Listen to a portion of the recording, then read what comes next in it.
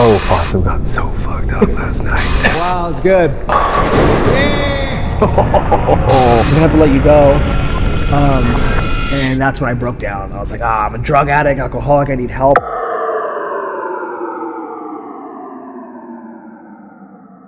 So today we're at Lucky Strike in Orange County, which is where I used to work. And this is like a big part of my life because this is when I was 21. I got hired here and I was here for about 6-7 years. And so a lot of my, a lot of the pain that I've been through, a lot of my addiction, a lot of like my trauma and all that stuff took place during those times. And so what we're doing today is we're gonna come here, we're gonna go bowling, and we're also gonna interview the general manager who was the bartender, and then he became the supervisor when I used to work there, stuff like that. Yeah. Sweet. So who's that guy? Hey. Who? Listen. Little short Mexican guy. I didn't see you, bro. Yo, you guys ever seen that movie Gremlin, right? The little creature? This is him. This guy right here, guys. 5'4", but full apart. You feel me? Let's go. I'm ready to bowl, dude. We used to come out here to the, after work, we come out here to the parking lot and we drink alcohol. While during your shift? No, after our shift. So we get up like at 2 in the morning and then we come here and drink till like 7 in the morning. Jesus, dude. Yeah, we'd have a cooler, drink a bunch of beer, smoke cigarettes. Damn. Dude, you were so cool, dude. Still happened. Yeah, and So then cool, and then some of us, you know, not all of us, but some of us would do drugs. Welcome to the club. Big facts. So are we getting drunk right now, or what's the? Just kidding. Do you know actually? Do you know Jason Statham actually came here, and that's when we learned he's as tall as you? No, is he really? Yeah.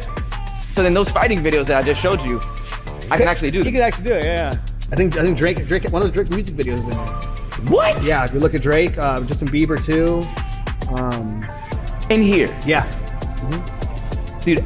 I did not know any of this. This is actually incredible. Well, that's because you're a nobody yet. True.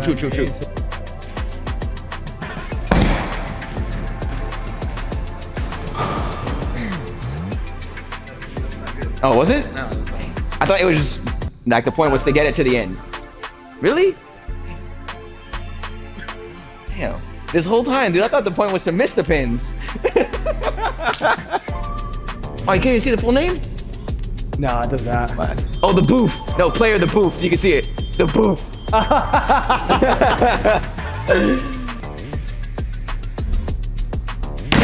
Damn, dude. Okay, so he sucks too. He sucks too, so that's good. My turn, bro. Two, three. Oh, is it? Wait, really? How do you not know that?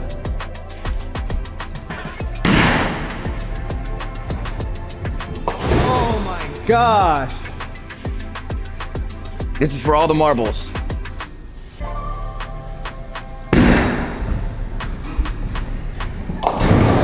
Hey, he's already beating me.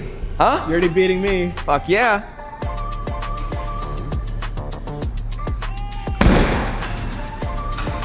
Fuck!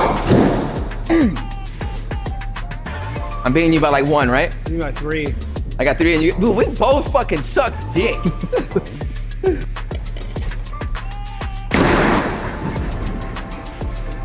Oh my god! He threw that so well though, motherfucker. Fucking still hit. What? Left turn out of What a nowhere. fucking dumbass.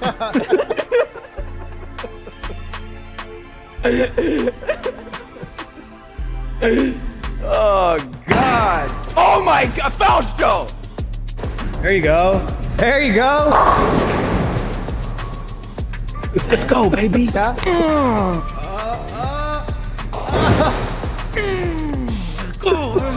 Let's go. My mom would be fucking proud. So, the Boof. Oh shit. Nope. Jesus Christ. Something, cheese and crackers, bro. I'm still in that Europe time or something. I keep blaming Europe. Whatever that means. Motherfucker. On Europe. Got back to yesterday. Grimmy poo, Grimmy poo. All right. This one's for you, Fausto. Oh, wow, it's good. Oh. I think Fucking go, I think dude. we discovered his new talent. Yeah, I Dude. think so, dude. Dude, do they have bowling leagues here? Yeah. I'll fucking do it, dude. I'll do it. This one's gonna be the best one I ever did in my life. Did you just pray? Yeah. Really quick though.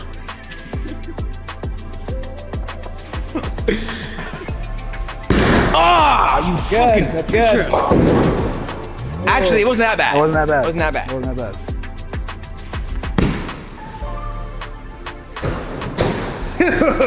I shouldn't. Dude, you know what? It's Europe, bro. It's Europe. It's It's gotta for be Europe. sure yeah. Europe, No, bro. it Yeah. has to be because in Yeah. Europe the gravity's different. Yeah. The gravity's The different. air. Yeah, You know, the air's even like different the way too. like your body's more like this, when you're out there, you're more at an angle. Yeah. The pollution is weighing you down a little bit. I get it, yeah. dude. Jeez. There we go. Oh shit, never mind. This one is for myself because I love myself. This is for me. This is for me. This is for me.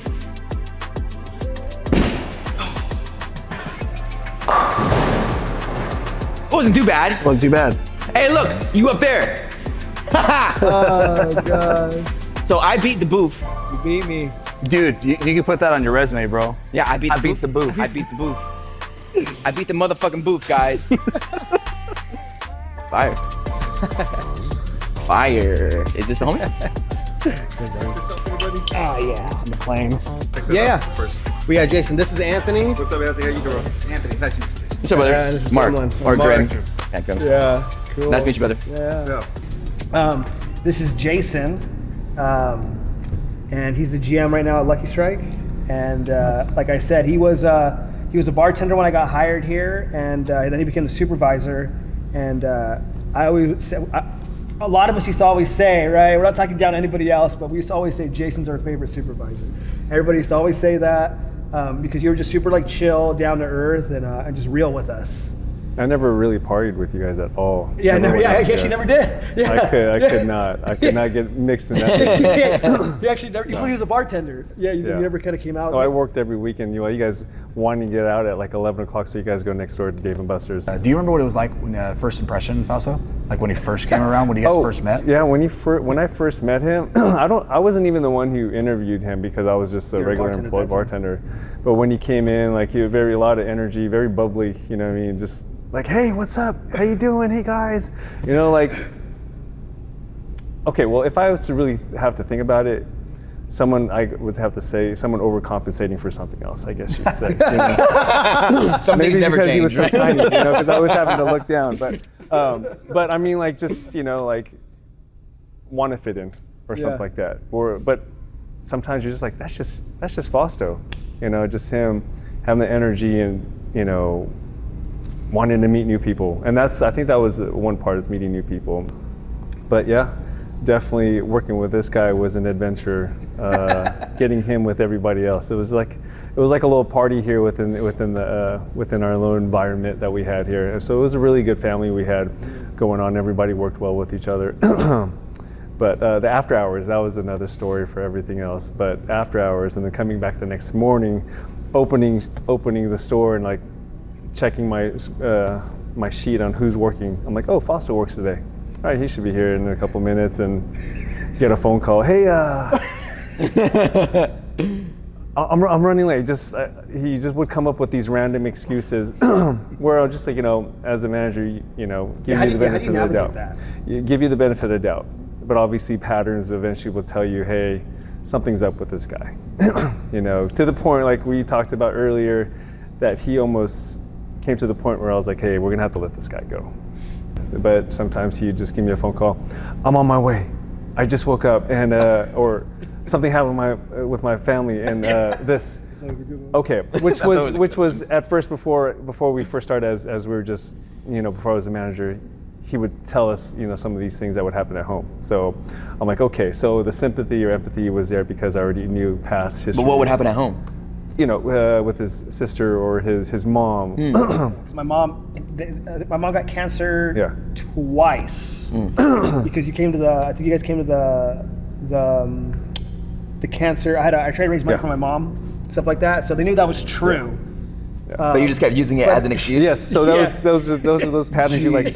Yeah, how do you navigate that with like? We could use my situations as well, but just in general, like how do you kind of navigate where like I know this is true because I've seen it, but also the story keeps on happening. How do you kind of know when it's true and it's not? When those happens, and I'm at that time, I'm making everybody's schedule, and so I'm like, okay, if I have Fausto come in the morning time, then nighttime, maybe I'll get the better part of him. So, but it didn't really matter where you put him because you just didn't know what he was going on through his day. You know what I mean? So, but I give everybody the benefit of doubt.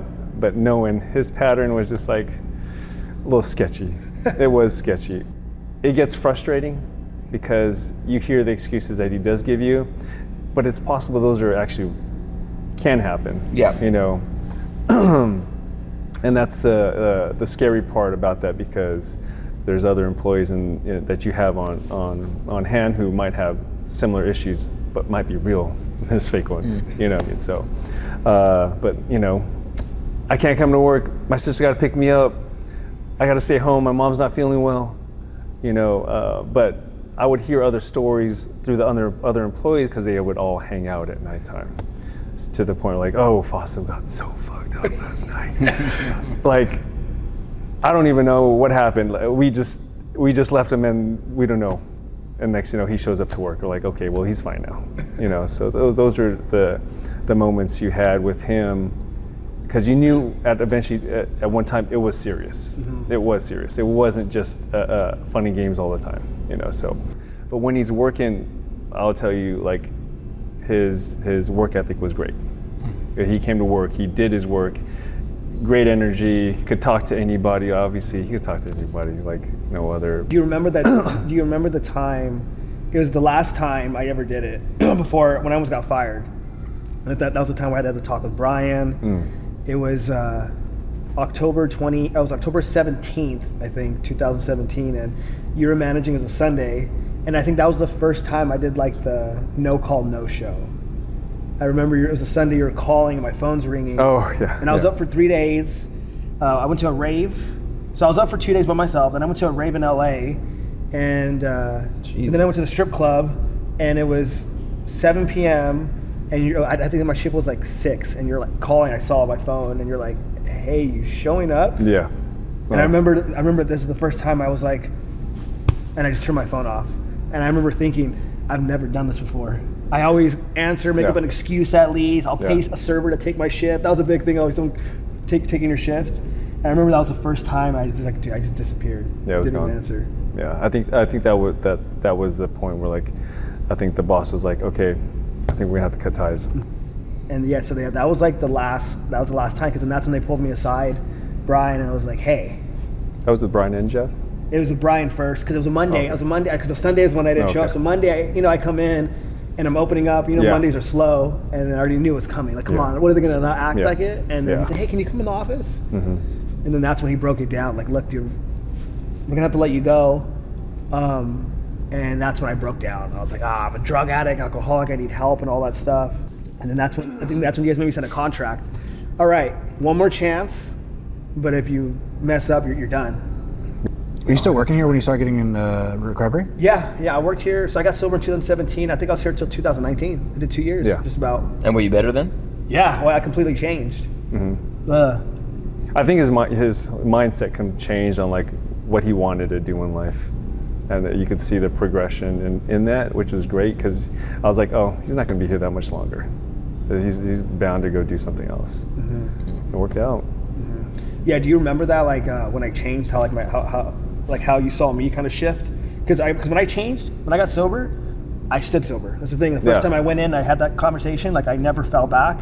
Would you say that this place helped you kind of go into recovery, or was it everything falling apart at once? Like, because that sounds pretty pivotal. It's like somebody's going to fire you, and you say, "Just give me another shot." Did you get sober around before, after, during that time frame? Well, when I first opened up to them, that's when I got sober.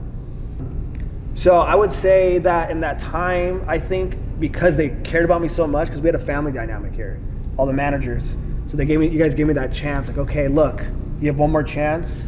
Ram, same thing. They made me sign a contract. They said, hey, if anyone gives Fausto a drink, we'll fire you too. And so I think having that family dynamic in my jobs is what helped me. I just figured it was a place that you worked at or used to work at, and you were just cool people. But actually, this place has like a lot deeper roots. They were able to actually see you in the midst of your addiction. Actually, kind of almost like an intervention, and then actually got to be there for you to recover as well. This might be one of the only locations that has that kind of history in their hands for you. Oh, for sure. That's pretty freaking cool, dude. Yeah, I would show everybody here, like, I got my 1 month chip, my 2 month chip.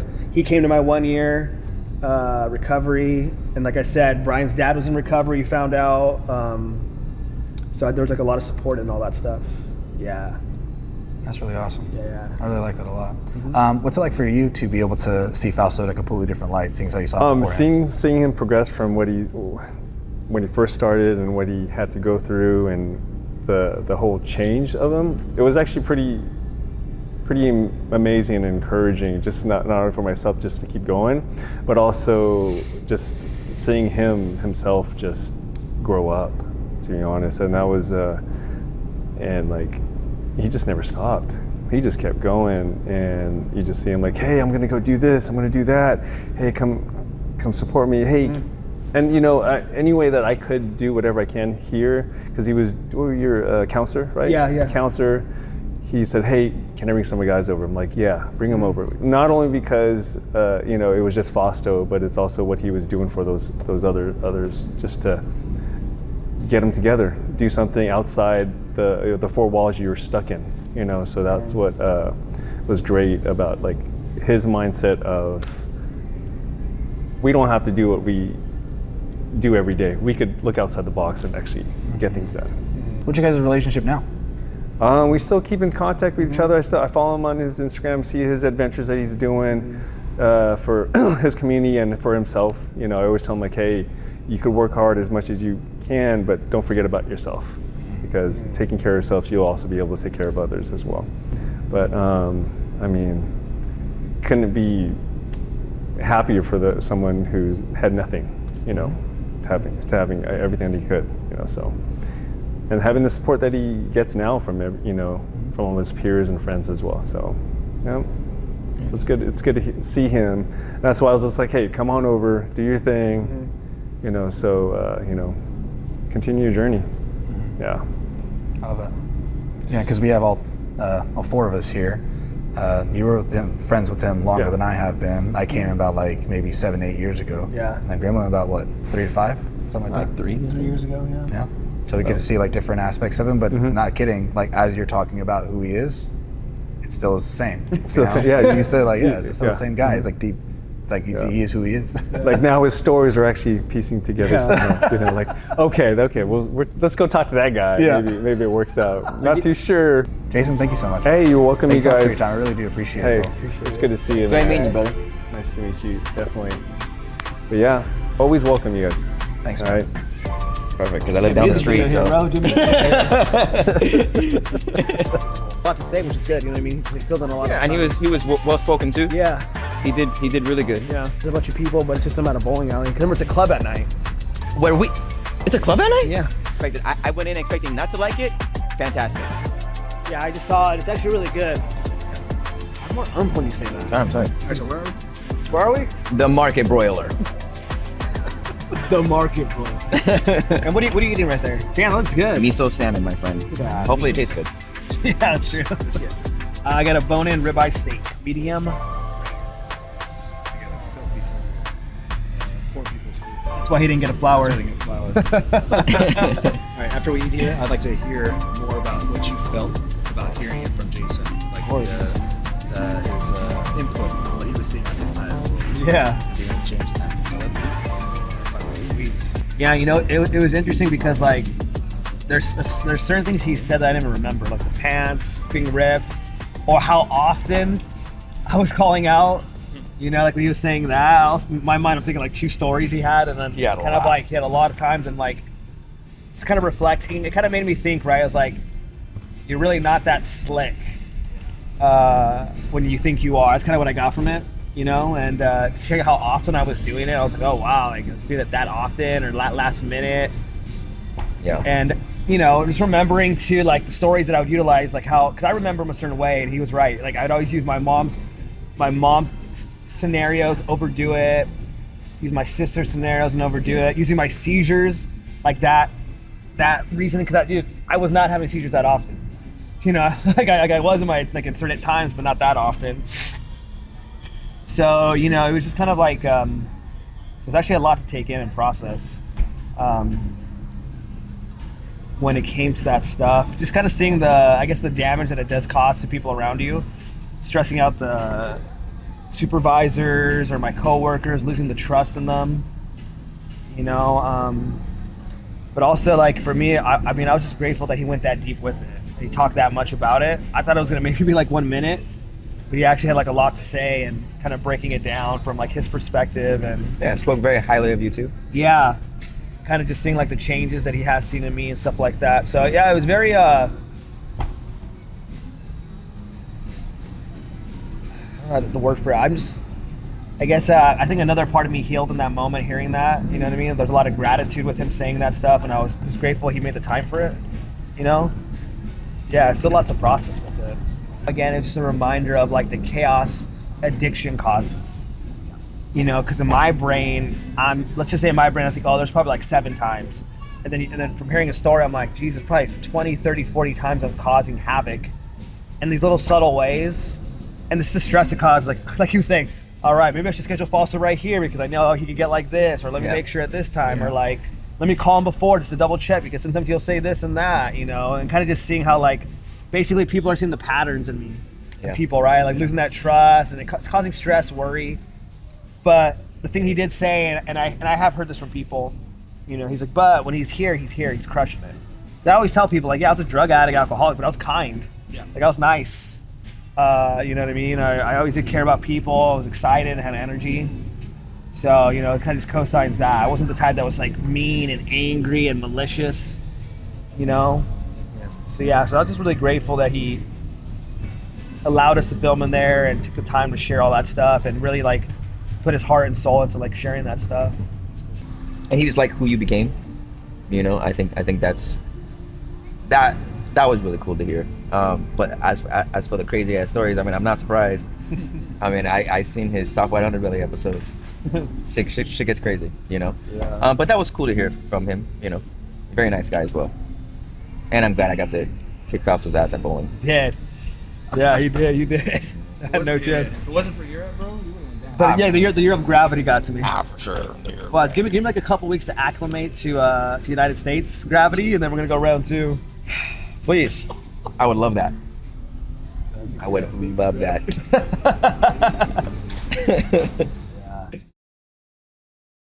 There you go. See? Yeah? Now we're playing. Oh, okay, go ahead. Let's see if it works. Is that in the middle?